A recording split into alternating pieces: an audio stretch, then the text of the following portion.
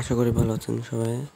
গত 4 দিন ফেনীতে ফেনীতে পানিবন্দী অবস্থায় থেকে আপনাদের সাথে কোনো আপডেট দিতে পারিনি, বাট আজকে আপনাদের সাথে একটু আপডেট দিলাম।